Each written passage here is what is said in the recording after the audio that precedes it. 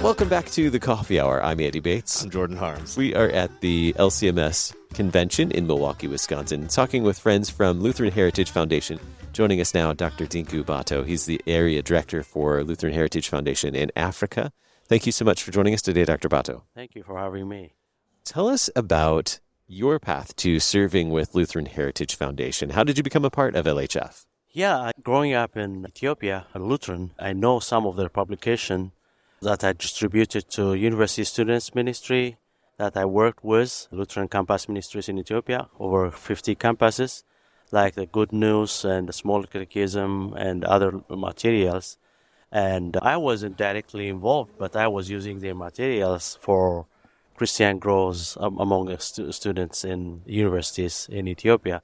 Coming over here, doing graduate studies, I learned more about them, but actual joining happened in 2018 when I was called to serve as Africa Director.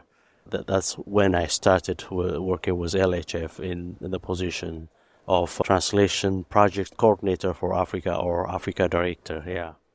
So you said you grew up Lutheran. Yes, in Ethiopia. Are there a lot of Lutherans in Ethiopia? Yes, a lot of. They say now, it has been a while since I was in Ethiopia, but they say it is about 11 million Lutherans in Ethiopia. That makes it the largest Lutheran in the world. It used to be Germany, but now Ethiopia has taken that. We were talking with a German missionary earlier about how that has drastically changed. I didn't realize that. It is a Ethiopia, German missionary. Relatively small country, so many Lutherans. Exactly. What about the surrounding countries? Is that portion of Africa Lutheran as well, or? Ethiopia is kind of, in the old days, they call it a kind of island of Christianity because it was surrounded by Muslim nations like Sudan in the west, east, Djibouti, and even northern Kenya, predominantly Muslim. Somalia in the east, therefore, Christianity is predominant in Ethiopia, though Coptic. But, 100 years ago, the German missionaries who came through the west and Swedish missionaries, that's how Lutheranism spread from west to the center and other parts of the country. Therefore, Lutheranism is about 100 years old in Ethiopia. But the growth is very fast. In 100 years, it's now about 11 million. Yeah. Amazing. Yeah. Tell us about the nature of your work with LHF. Yeah, usually the main thing is we translate books in local languages based on requests that's coming from local church and pastors and leaders, youth workers. And we see the materials, and once we find a budget for translation, we translate those books. It's not only translation, we publish those books, and we also distribute them. And the final phase of our ministry is introducing the books. We don't simply put the books in the hands of people. That's a major thing, of course, but we introduce the books, how to use it, what they meant, and all those kind of things. Therefore, the thing starts from the need of the church for their evangelism or discipleship ministries. They request books to be translated in native languages. Then I receive those requests based on availability of funds. We translate them and publish them and distribute them and free of charge. All this process happens by support that we get from church and individuals. Sure. Yeah. It starts with a request from a church or a group of Christians who are looking for resources to support them in their vocations in teaching, preaching, in families, supporting families in the Word. Oh. And then it goes to, you said budget, and then translation as well. Tell us about the teams that you work with for translating. Yeah, we have translators in countries. Now we have about 20 countries that we are working with, East, South, and West Africa. We don't have translators in North Africa so far, but we hope when we have a church, because predominantly Muslim area and we don't have Lutheran church in most of those areas. But other parts of Africa, we have translators. These translators are composed of 3 persons usually. It can be more. For one language, we have three members team, translator, editor, and proofreader. And sometimes we have two editors, linguistic editor and theological editor. Therefore, it would make it 4. That's the basic team. But proofreading, when it comes to proofreading, it's not only that one team member doing it, but he facilitates or she facilitates the proofreading communal based probably. We give the translated, edited material ready for printing to a church member, layperson, man on the street, or a teacher, school teacher, so they will read it, see the clarity and naturalness. That's the final step.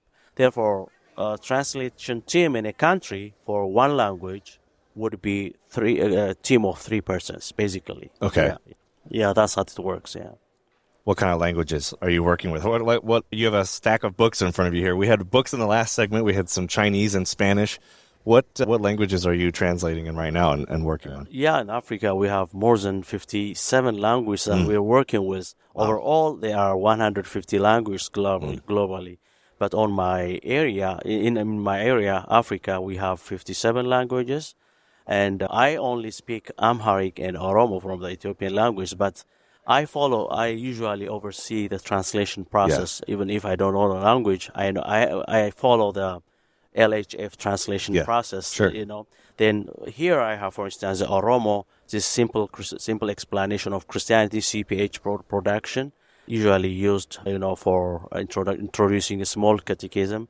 And I have this is a What About Serious pamphlet, LCMS doctrine, a lot of 29 pamphlets compiled together. Wow. And this helps a lot. And we have Unchanging Truths in Changing Times. That's the title we gave to the book. And this helps, introduce each doctrinal area of the Lutheran Church. Therefore, very helpful resource. This is an example in a different language. This is English and different language. And we have a hymnal, French hymnal, recently released, a compact French hymnal in West Africa, and also we use it in Haiti. And this is another thing, Oromo, this is a language I speak, for instance. This is a Child's Garden of Bible Stories, very well known by many, adult Americans. Probably they might have another one, but many people grew up reading this book. And this is Oromo, Senawan Machafa Kulkulu Oda Ijole. That is a Child's Garden of Bible Stories, 52 stories. And we put this in the hand of kids. And most of the Sunday school kids in Africa, they don't have any book. It's a Bible that the teacher has, but we want to make this available. Something that they can have themselves. Yeah, they follow. That's what you do. Just samples of this, but we have more than 1,200 titles that we have translated so far. That's a lot of work. These are only a few of them, but the major ones. Yeah. So you were talking about the support, the kind of the process step by step of how we get to translation in different countries. We're here surrounded by people from all over the place at the convention. What are you accomplishing here while you're here in Wisconsin? Yeah, we're trying to introduce LHF. LHF is not that much known, even if we are 30 years old. Yeah. Well, when I met people at our booth, I asked them, "Do you know LHF?" Probably more than half, somewhat, and some are, I don't know, I want to know. Therefore, that tells me that people don't know about LHF, but once they learn about it, they are interested in supporting and also using our materials. Therefore, we are accomplishing, the task of, introducing LHF to many people as possible. Yeah, and that's... Hopefully we can happening. Help with that a little bit. Yeah, you're helping a lot. Yeah, thank you. Yeah. What are some of the requests that are working on the projects that you're hoping to work on in the coming year? Do you have requests for new materials now? Yeah, since we haven't covered a lot of languages in Africa, there are many indigenous languages, bigger languages. We are receiving requests for children materials, Luther's small catechism with explanation, which they want for their discipleship effort because they are running short of pastors. The church is growing in leaps and bounds, but the number of pastors is not catching up. It's like, the church is growing in a geometric progression, but the lot of pastors is arithmetic. Therefore, the small catechism is doing, the work of a teacher sometimes. We don't want that to happen, but, in the absence of a pastor that's running to 5 congregations, to preach. You can imagine how they are running short of time to teach confirmation classes. That's why they are requesting for small catechism with explanation that a student can read at least and understand, because it's written in a simple way. Yeah. It's deep, but in a simple way with about 900 Bible references. Therefore, it's a very good discipleship tool. Therefore, that is mostly coming from different parts. And next to that is large catechism that's helping pastors to teach their confirmants and also their members. These are some of the major requests coming as children material, small catechism with explanation, and large catechism. But there are lots of diverse requests for diverse Lutheran materials. Yeah. Where can we stay informed on the work of Lutheran Heritage Foundation today? Yeah, the LHF website is the main source. We have listed all our materials and the languages and even some projects that are coming up for support. Therefore, LHF, www.lhfmissions.org is our website, and you can get information on our available resources, upcoming projects, and mission speakers. If congregations, when they have a mission Sunday or mission event, they can request a mission speaker that can come to their place and speak and do, preaching and also Bible hour and so on and so forth. Yeah. LHFmissions.org. Our guest today, Dr. Dinku Bato, Area Director for Lutheran Heritage Foundation in Africa. Thank you so much for being our guest on the Coffee Hour. Thank you so much for having me, and blessings on your ministry. You've been listening to the Coffee Hour. I'm Andy Bates. I'm Jordan Harms. The Coffee Hour with Andy and Sarah is a production of KFUO. To support the Coffee Hour and KFUO Radio, visit KFUO.org. You can also text KFUO to 41444 or send an email to gifts@KFUO.org. And you can call us at 800-844-0524. KFUO. Christ for you, anytime, anywhere.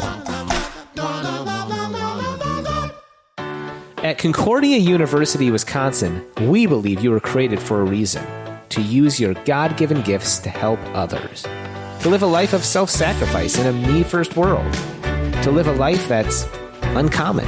Whether you're taking one of 50-plus online programs or learning with us in person on the shores of Lake Michigan, you'll be equipped to make an uncommon impact. Learn more at cuw.edu. Concordia University, Wisconsin. Live uncommon.